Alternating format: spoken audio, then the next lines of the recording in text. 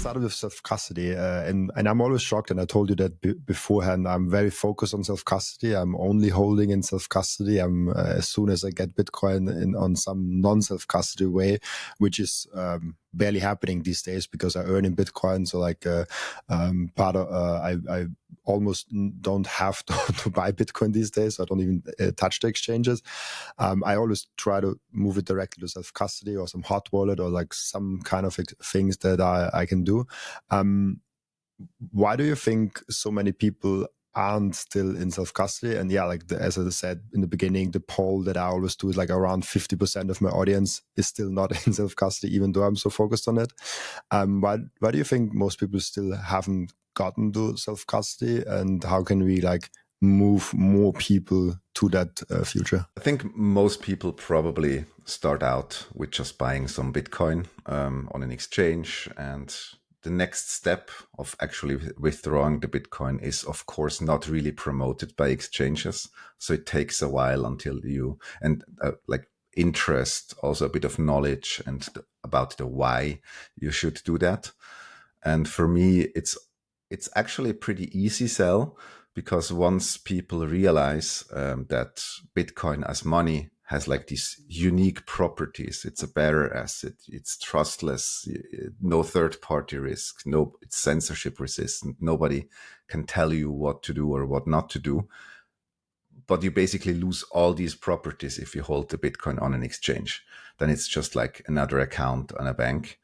And maybe even worse, because banks are pretty well regulated and funded, and most of the exchanges are more of a Wild West style company.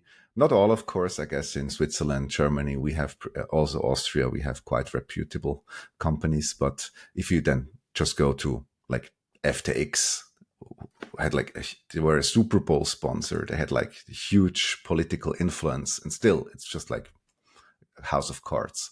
So you can get rid of all that by just holding your own coins. And I think it's never been easier like today. I mentioned before, Bitbox is now 10 years old, which is for me personally, an amazing achievement in a space that has changed so much. We're still around and going strong. And I think when I think back 10 years ago, it's insanely complicated.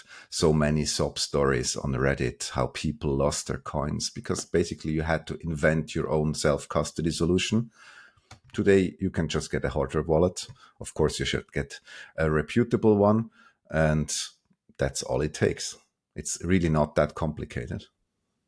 By the way, do you have any data on how many Bitcoiners actually have self-custody? I guess 50% is probably way too high, because this is people that actually watch a Bitcoin channel online. I have heard, I think last Bitcoin Prague conference, I heard someone talking about 2 to 5%, which seemed very low for me. I don't know what the actual data is. No, I don't have any strong insights. To be honest, we don't even know how many of our own customers keep what coins and how much of them, of course. We're a very privacy-focused company, and it's hard to guess. I would assume that especially this, or maybe even last year, the overall volume has probably gone down with all the ETFs, with all the MicroStrategy stuff, with the institutions coming in huge sums. But I think that's only one aspect. What I care about is that we're a B2C company. We are producing consumer products, not for institutions or for companies. And for me, this is the real metric, the decentralized aspect of spreading the coins in the population, so everybody can hold their own coins. And I think just the number of individual wallets, regardless how much or how little Bitcoin they hold, I think that's probably something we should promote. But it's really hard to estimate how large that percentage is. Yeah, it's true. It's also, I think around 70% of the Bitcoin are still held by individuals. So not only 70% of the wallets, but actually the 70% of the volume of Bitcoin, which is quite high. And so I disregard these days the danger of like people relying just on institutions, and all the Bitcoin will be just held by institutions, and people will just have the IOU. I think there is a small chance of that happening, but right now there's no indication for that. But maybe when we move more into this, I see that big cycle that we have now of like institutional adoption, but retail is kind of sleeping still. We have like a little bit of less retail interest when you look at YouTube search volume, when you look at Google search volume, when you look at all the volumes that you can compare to 2017, 2021. Do you see some danger in institutions really kind of not taking over, but like getting more and more of the market share, and this small individual bubble kind of swapping over to exchanges and ETFs and whatever? Hard question. I don't have a crystal ball. I think there's a strong narrative that investing in Bitcoin companies is better than holding Bitcoin, which is obviously not true in my opinion. I'm kind of open to that when these companies actually are working for Bitcoin, like they are like giving back, they're producing something valuable, like creating new interesting technology or services, things like that, make Bitcoin more useful. For example, just in the US, every Bitcoin transaction is a taxable event, right? So it's really hard to spend Bitcoin in a non-illegal way. So many Bitcoiners borrow against their Bitcoin, which I think is a valid way of using your Bitcoin stack. But if companies just are basically just like money bags, I don't really find that too interesting. And for me, at the heart, as I mentioned, like Bitcoin and Bitbox, especially, I think it's really freedom technology, and this is something we really need to work to keep, to not like let other narratives like greed and yield and all that stuff that seems to come out of nothing to take over and like work against self-custody. I think spending is really important, like spending Bitcoin, Definitely. like actually using the Bitcoin somehow. And obviously there are the people just like, they have a fiat income. They don't want to spend any because they have like their, they just want to stack more Satoshis, and that's perfectly fine. But there are also people that, even when they want to spend something off their stack, they borrow against it or they do something else with that. And I think spending Bitcoin is something underrated. And I'm curious on what you think about that. I think the taxes actually should not hold someone back, because if you have a situation where you are 90% on Bitcoin and you spend the 10% of fiat, you can spend the 10% of fiat without taxes, obviously. If you then go ahead and convert those remaining 10% to 100% Bitcoin, then you have to spend your Bitcoin, obviously. And then you also have to pay capital gains tax when you make a profit. But that's the point. You only pay capital gains tax if you make profits on those 10%. So holding fiat is ultimately worse, because when you hold Bitcoin, you only pay something if you are better off than holding fiat. So True, for me, definitely. the taxes is like, it's anyways just if you made profit from that.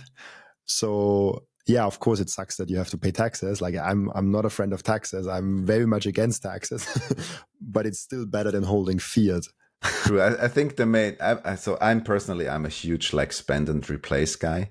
I just have a standing order buying a bit of Bitcoin every month, and I know I can spend it. I mean, I don't spend like huge sums, but I spend freely, and I know sometimes over the month I'll get a bit more. Sometimes I get less, but it's always a positive amount that I add to my stack with spend and replace. And that has also become a lot easier with non-custodial exchanges that send you the Bitcoin directly to your wallet. So just have a standing order, and then you can just start spending Bitcoin when you feel like it. With the taxes, I think it's more probably just a bureaucracy thing, because if you have to list every coffee purchase on your tax return, that just sucks. That doesn't make any sense. And I guess nobody should do that or should need to do that. And I really hope that some sort of like a minimal amount that is not taxable will be established in the US at some point. I hope so. I also hope that it comes to Europe. It's like, I mean, in Germany, I don't know actually how it's in Switzerland, but in Germany, you have the rule if you hold it longer than 1 year, they're tax free. In Austria, the rule is unfortunately no longer there, but it's all still there for people that bought Bitcoin. What is the date? February 2021? Might be wrong. Maybe it's February 2022, something like that. So the Bitcoin you bought before that. How's it in Switzerland? You pay for every transaction? No, we actually don't know any capital gains taxes, so that's a plus too.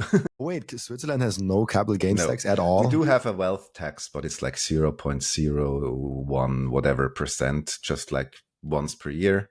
At the end of the year, what you own, is taxed, but that has nothing to do if you spend or the Bitcoin or not. You make Switzerland more attractive already. Like every time I talk with someone from Switzerland, I'm like, oh shit, like I'm in the wrong mountain village.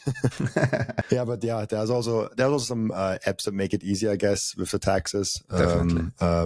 I personally don't use any of those, but I heard of some interesting things where you just like plug in the public address and then they're like, oh, like here's what you owe in taxes, and this is the report, and you can do it easily.